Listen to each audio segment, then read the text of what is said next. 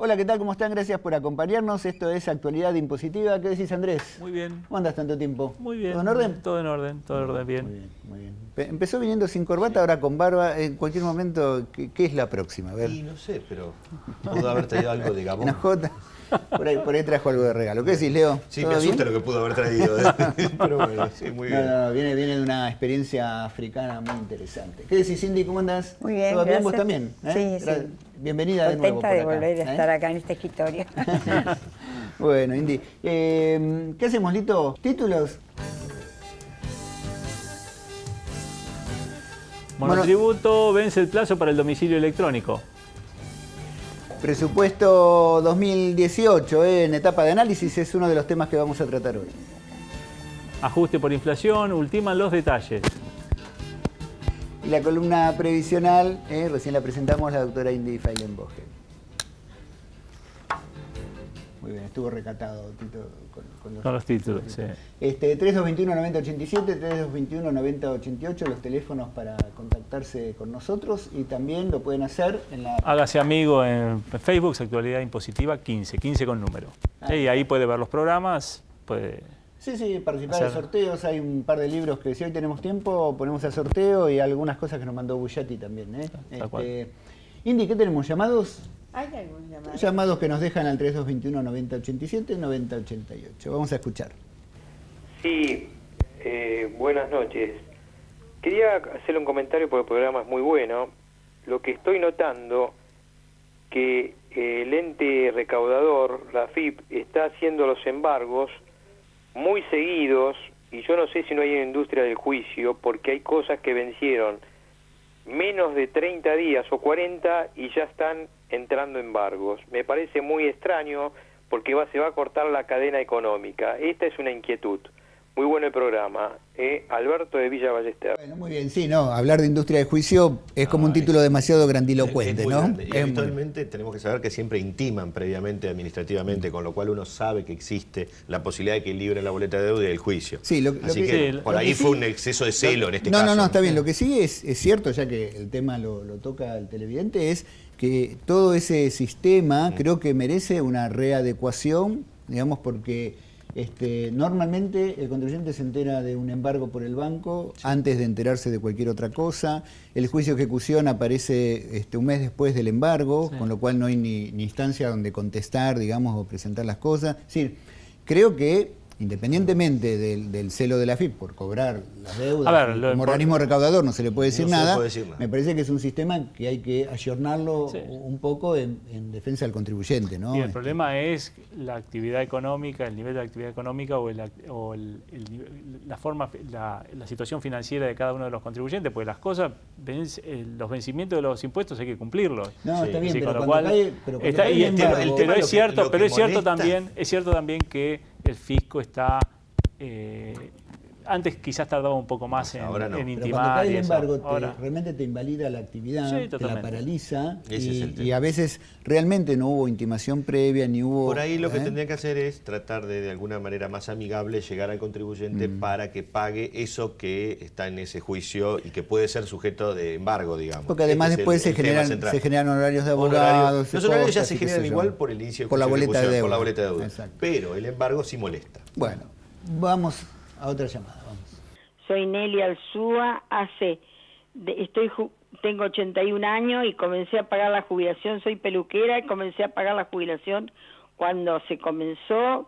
Me dice la reparación histórica que sí que me corresponde, desde el primer día que se empezó el trámite lo hice con la abogada y hasta el día de hoy todavía no he podido cobrar, sigo cobrando la mínima. Gracias.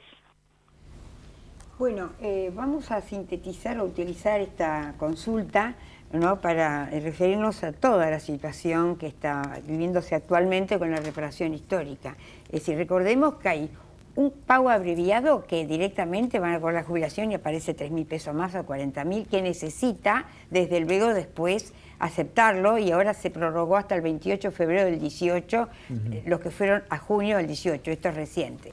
Y la otra, la que o aparece, ¿no es cierto?, en la página de internet, que le van a pagar tanto de haber y tanto, o no aparece, aparece una sigla que dice está estudio, y es el caso de la señora que sí le dice que le apareció pero que no le pagan. Yo considero que en este momento toda esta zona es una cortina de hierro de las que manejábamos en una época. No hay a quién acudir, a quién preguntar, a quién asesorar. El motivo por qué no le aumentan a uno o no le dan nada, suponemos que tuvo realmente, vamos a decir, sueldos menores y que no levantan ni una grúa, que es muy antiguos. Claro. Los autónomos posteriores al 2006 tampoco tienen, algunos tienen muy poca diferencia. Entonces, ¿qué pasa con la persona? Esta señora que sí hizo el trámite con una profesional, ¿no es cierto? Y no llega. Yo pienso que, en mi caso, le mandé una carta de documento intimando, pero el motivo por el cual no se paga, nadie lo sabe. No lo sabe ni el empleado de ANSES, que opina, que quiere ayudar, pero no... A ver, porque la plata está porque es la del blanqueo. Llegó, se guardó en una cajita o y fue para está otro para lado la una reparación parte. histórica. Sí. ¿Es No, así o no? lo que pasa es que... Tienen que abrir la cajita del blanqueo y pagar. Bueno, pero Vuelvo a reiterar. no. Bueno, vuelvo pero a reiterar. aparentemente sí. No, La ley obviamente, es buena, no. la intención es buena, ha beneficiado a mucha gente que no inició juicio en montos Sí. realmente interesantes. Los plazos no se cumplieron, creó expectativas justamente y trae confusión, dudas y trae angustia al final, como Claro. esta persona grande. Los Sí, plazos sí, sí. no se han cumplido, dijeron que se iban a cumplir a los 6 meses, no pasó nada de eso. Por otro lado, está el otro tema, la gente que yo le toqué el tema, pero ahora hay, por ejemplo, un fiscal a la hora de un juzgado, dijo que habiendo aceptado la reparación, pero que no tenía sentencia firme, y después tuvo sentencia firme, cabe dejar de lado esa aceptación, porque el ANSES todavía no había homologado los acuerdos, no había ok. dado. O sea, dentro de todo la gente que está en duda que por qué acepté, que por no acepté, existen resortes todavía que la justicia puede... Si ANSES no homologó, todavía podría... no homologó, por lo tanto, no teniendo sentencia, y es como diríamos, no tenía los elementos para una decisión justa Exacto. para el Sí, sí, interesado. sí, sí. Pero como vos Por- decís, es... Por otro lado, están realmente tironeando con siglas a todo el mundo que acepte con sentencia o sin sentencia. Esa es la publicidad oficial que nosotros realmente rechazamos, porque están instando a lo mejor a un cumplimiento de algo, una aceptación que no le conviene. Claro. Por ejemplo, se dice, una persona que tiene sentencia firme, ¿no es cierto?, y no le van a pagar, y le están ofreciendo montos menores, en algunos casos o iguales, y le están ofreciendo, y dice, hasta que no rechace la sentencia no va a ser pagada. Ujú. Es decir, son todos Sí, sí, chismes, sí, sí, sí. diríamos chismes dentro de nuestro mundo, por el cual realmente la persona se ve con problemas de inferioridad, con problemas de falta de asesoramiento necesario y Sí, sí, no sí. existen. Yo lo llamo Bueno, ok, cortina antes- de hierro porque no hay a quién Renta preguntar ni a quién reclamar. El único arma yo haría como para tener es una carta documento, Bueno. intimando cumplimiento, por lo menos tengo un arma judicial Sí, sí, sí, que sí. podría lograr inclusive un amparo. Bueno, digamos, antes de aceptar o lo que sea, consulten y asesórense, porque esto es demasiado importante para resolverlo de manera rápida o apurada o Yo presionada. le diría que la carta documento que estoy pensando es un arma que podría dar lugar inclusive a un amparo. Una persona de 81 años que ofreció, que aceptó hace 6 meses o más, que no le pagan enseguida, ¿por qué no? Así como un fiscal está dando lugar a deshabilitar una aceptación por este motivo, podría dar lugar a un amparo, que le paguen pronto. Ok. ¿Qué hacemos? ¿Otra llamada? La hacemos más cortita. Dale, vamos.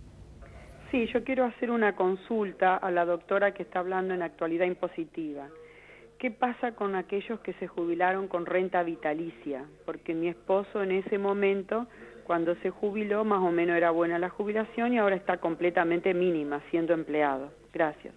Bueno, es muy oportuna esa pregunta, porque cuando las personas se afiliaron a un sistema de capitalización, una parte abonaba ANSES, vamos a ser sintéticos, y la otra parte, que es a partir de 94 que vino el sistema, lo abona después que terminó de trabajar una compañía de seguros bajo una prestación que se llama renta vitalicia jubilación ordinaria. Muy bien. Esta parte, como lo paga, no está sujeto a movilidad alguna en actualización. La ANSES actualiza todas las prestaciones anteriores a ese periodo de renta vitalicia. Ahora, hay un fallo de la Corte Saba, en la cual directamente ordena que ese periodo de remuneraciones que tuvo bajo el sistema de capitalización y bajo la renta vitalicia actual tiene que ser objeto de movilidad igual como si hubiera sido prestado dentro de un régimen de reparto. ¿Y eso se aplicaría con retroactividad? Eso se aplicaría con un procedimiento, con un proceso, con un reclamo administrativo, claro. Y toda la... porque antes ¿cómo se llama? Automáticamente y de voluntad no lo va a pagar. Perfecto. Bueno, gracias, Cindy. Recuerden 3221-9087, todas las consultas para la doctora, que las va a contestar por teléfono o acá personalmente. Gracias, Cindy. Muy bien. Gracias. Vamos a una breve y un corte.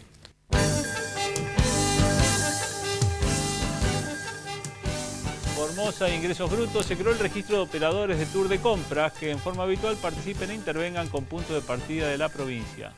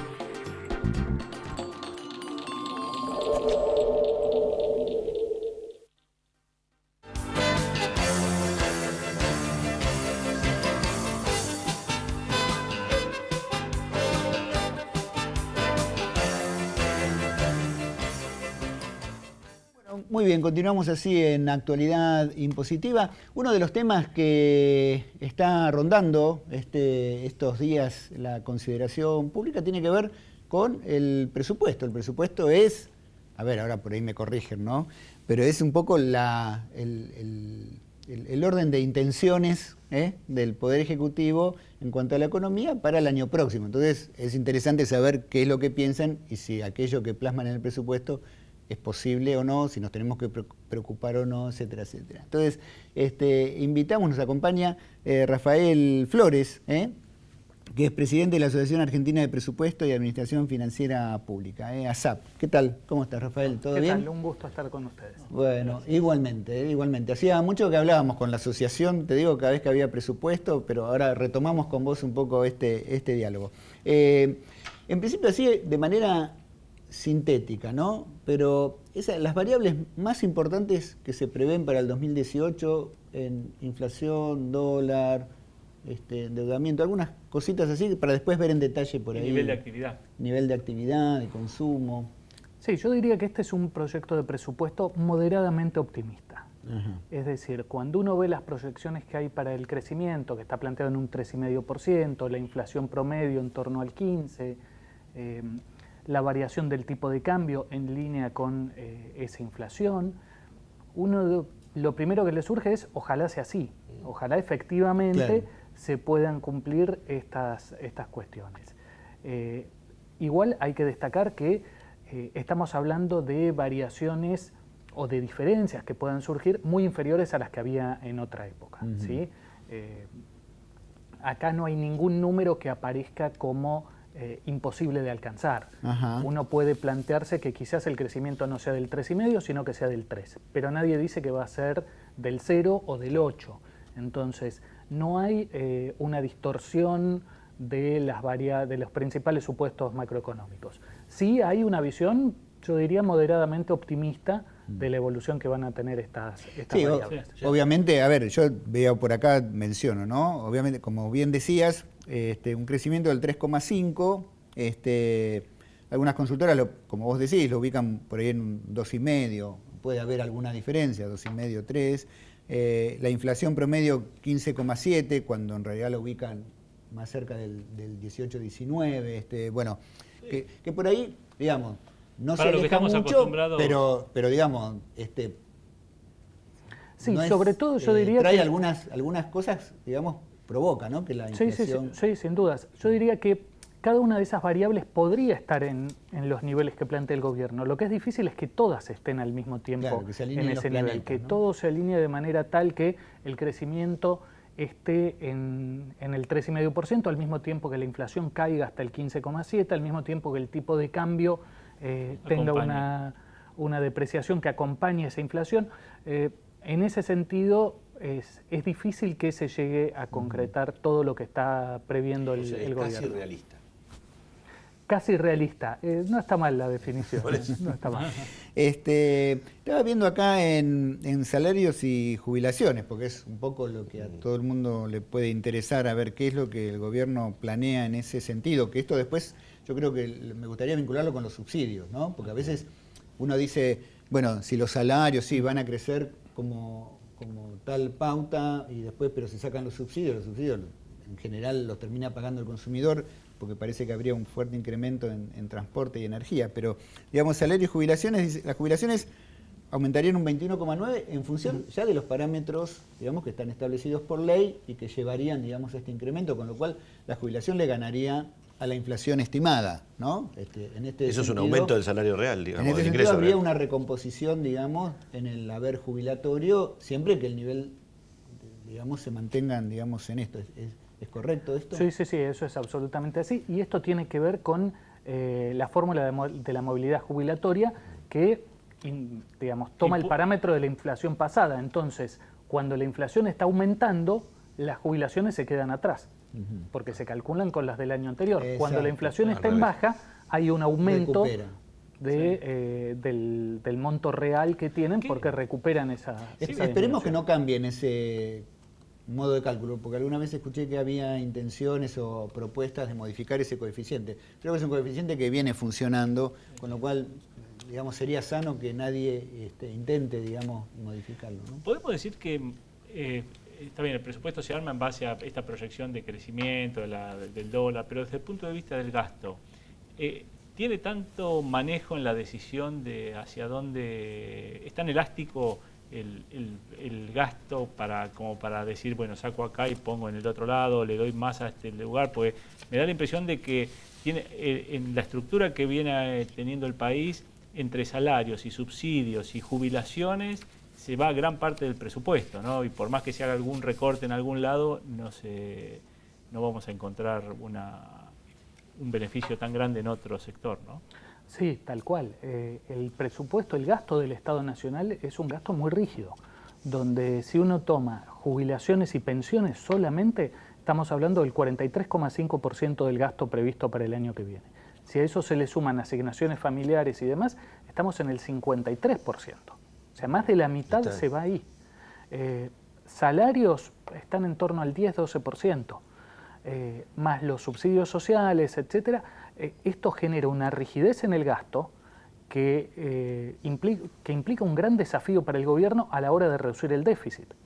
Y que en parte también explica esta visión gradualista de la política fiscal, porque el gobierno quiere reducir el déficit en un contexto en el cual no puede aumentar los impuestos porque la presión fiscal está en niveles muy pero muy altos, cerca de los máximos históricos, y si quiere reducir el gasto, tiene problemas serios porque buena parte de ese gasto prácticamente no lo puede tocar por ley. Entonces, ¿dónde se hace la reducción? El primer lugar, el que todos los economistas, vamos a decir, ahí son los subsidios económicos, pero tampoco se pueden reducir, sacar los subsidios de golpe por el impacto social que eso generaría. Entonces, cuando se habla del gradualismo de la política fiscal, en realidad no hay muchas más alternativas que estas. Lo mismo que cuando se plantea el tema del endeudamiento, que sin duda puede ser complicado en el mediano plazo, pero hay que entender que el endeudamiento es una consecuencia directa del déficit fiscal. Entonces uno no puede criticar el endeudamiento y el ajuste al mismo tiempo. Digamos, no debería. Acá puedes, digamos, mejorar la situación de las partidas, digamos, a través de los ingresos. Pueden ser vía el cobro de impuestos, que estás diciendo que está en el máximo histórico, estamos cerca, o de endeudamiento. ¿Cuál es la decisión que se toma, digamos, en este nuevo presupuesto? ¿Por dónde, cómo se va a hacer? Endeudamiento parece, ¿no? Sí, el presupuesto, yo creo que lo primero que uno ve cuando analiza los grandes números es que ahí se plasma claramente la decisión del gobierno de avanzar con una política fiscal de reducción del déficit de forma gradual. Esto es lo que se ve. Y en la medida donde la base es mantener el gasto en términos constantes y apostar a que el crecimiento del PBI vaya licuando el peso que tiene ese gasto sobre el total de la actividad económica y por lo tanto del déficit. Mientras que los impuestos van creciendo tanto por la inflación como por la variación del nivel de actividad. Pero en tema de endeudamiento, puntualmente, ¿qué es lo que está planteando este presupuesto? ¿Se va a tomar más deuda? Sí, claramente, sí. Esto, digamos, el gobierno plantea terminar este año con un déficit del 4,2% del producto, ¿sí? Un déficit primario. Para el año que viene pretende disminuir un punto, llegar al 3,2. Bueno, esos 3,2, esos 3 puntos del PBI hay que cubrirlos de alguna manera y eso se hace a través de endeudamiento. Endeudamiento que son algunos miles de millones de dólares, ¿no? Sí, sí. Son ahí, digamos, hay que contextualizar un poco. Yo creo que la mejor herencia económica que quedó de la administración anterior es un muy bajo nivel de deuda con privados y con el sector externo. Entonces, el gobierno actual toma eso y toma también un escenario internacional con tasas muy bajas. Es un buen momento para endeudarse. Es un buen momento para endeudarse. Eso es, ¿son tasas fijas? ¿O si suben las tasas, sube la deuda? El tema es si esas... No, porque si nos endeudamos... Sí, después sube la tasa. Con tasas fijas, genial, ¿viste? Claro, pero no... Pero si suben las tasas, no. No, estamos atados a esa suba de tasas. Acá el tema es, si se cumple lo que el gobierno plantea de reducir un punto el déficit para el año que viene y un punto más en 2019 y llegar al cierre de 2019, al cierre del mandato actual, con un déficit que esté en torno al 2,5% del PBI, eso y que incluso se pueda reducir aún más en años posteriores, eso va a generar un escenario donde el stock de deuda de la Argentina en términos del producto va a estar por debajo del resto de los países de América Latina, muy por debajo de Brasil y en línea con otros países de la región. Ahora, el punto es si efectivamente se puede llegar a esas metas fiscales con los condicionantes que mencionábamos antes, con una presión fiscal que ya está muy alta y que no se puede subir y un gasto que es muy rígido. Y se está previendo, así rapidito, puede ser que nos tenemos que ir, ¿se está previendo una inversión externa importante en todo esto? Hay una apuesta a que haya un crecimiento de la inversión, que se transforme la inversión privada en el motor del consumo. En ese sentido, el presupuesto plantea una desaceleración muy fuerte de la inversión pública. Hoy la inversión en los primeros 8 meses del año está creciendo arriba del 45% interanual. Para el año que viene la tasa de crecimiento prevista es del 17,2%. ¿De qué forma se piensa compensar eso? Según lo plantea el Ministerio de Hacienda, con asociaciones público-privadas, con fideicomisos, con inversión de empresas públicas que no consolidan en el presupuesto. Hay que ver si eso, y con la inversión privada hay que ver si eso se puede concretar. Gracias, Rafael. Ahora cuando después se trate del presupuesto y se termine aprobando, entonces terminamos de ver otras variables como el aumento de tarifas, porque va a haber aumento importante de transporte, entre otras cosas, ¿no? Pero lo terminamos de ver cuando veamos el presupuesto aprobado. Gracias, por habernos acompañado. Nos tenemos que ir, muchachos. Miren estos libracos que nos mandó Bullati de normas NIF. Que recién llegaron. Lo vemos la próxima. Gracias a ustedes. Nos vemos dentro de una semana con más Actualidad Impositiva. Chao.